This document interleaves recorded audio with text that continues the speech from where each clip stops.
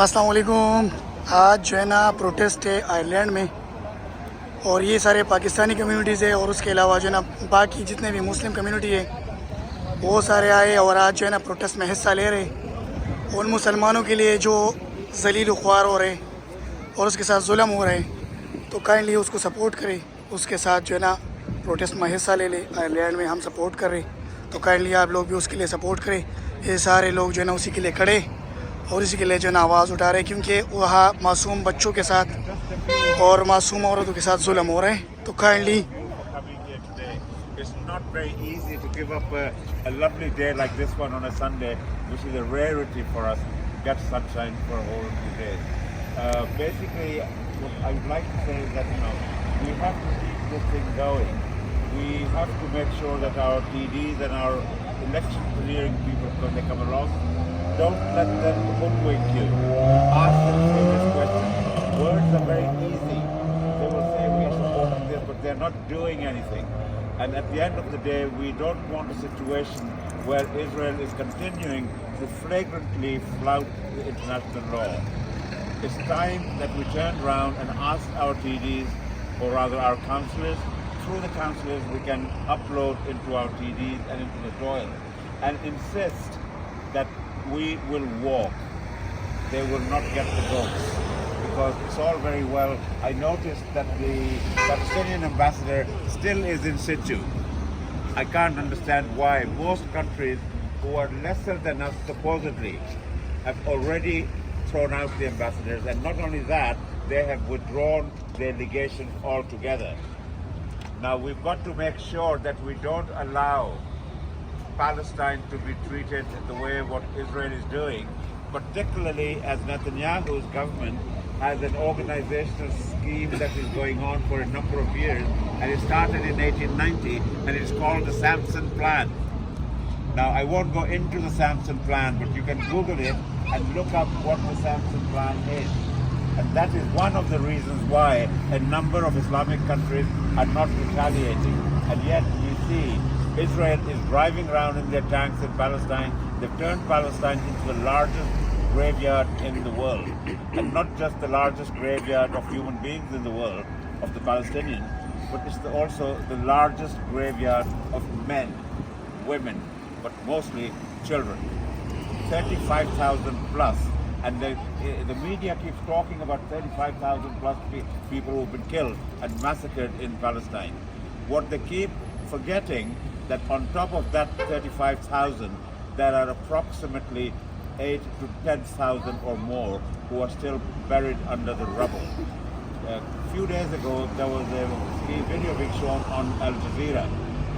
Sky are not showing Al Jazeera anymore. You have to go to your Fire Stick. Now, Al Jazeera was showing these JCB tractors trying to clear some of the rubble. What were they lifting? They were lifting a lot of rubble. However, you could see human remains. You could see people's arms, bodies, member parts of the human body. They're being dug up. And there was a man's hand holding a piece of grass. Then what they're also showing, a large number of children.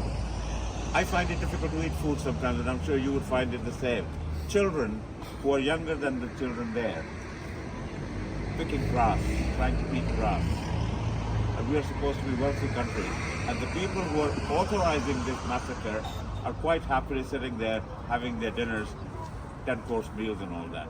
So what I suggest is, when your TDs and your councillors come along, make sure you make your selection very carefully.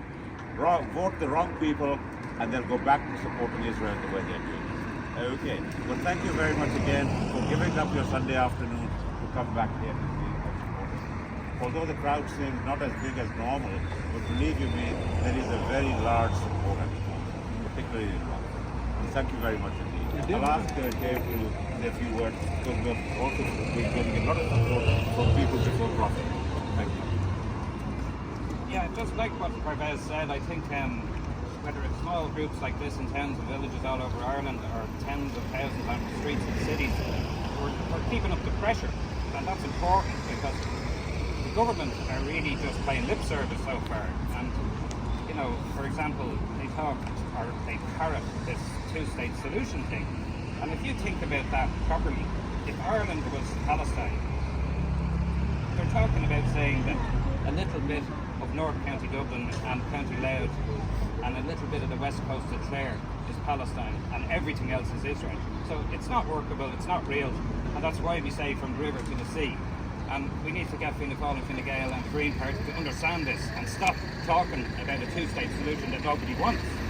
And like I say, it's just about keeping up the pressure, and that's what we're doing here today, and it's being done all over Ireland on a regular basis and all over the world, and they have to listen in the end. So thanks everyone for coming, and we just keep it up. Can we ask Sadi Al few words? This is our president. President of the Kashmir Peace Solidarity Council and chairperson of IPCN, Irish Pakistan Community Network. Assalamu alaikum, and thank you so much everyone for coming and joining us today for this peaceful gathering. Our message is so important and it has to be strong and strong, because if we all don't get together and do these things, nobody is listening and working for those people over there who are suffering in Palestine, and me as a mother, as a woman, or as a resident of Ireland and as a Kashmiri, I feel it's not only our duty but it's our right as well to ask and speak up about those issues who are affecting not only Ireland or Kashmir or Pakistan but the whole world. End of the day, forget about all the nationalities and all the flags or anything. We are all humans, and all this is for the cause of humanity. So we have to be getting more and more strength, trying to be together for the real issues. And again, like Dave and Uncle said, when your politicians come to your doors to ask for the vote, you ask them that which side they stand, and give the vote to those people who are there for real humans, for real issues and all that we are facing in reality.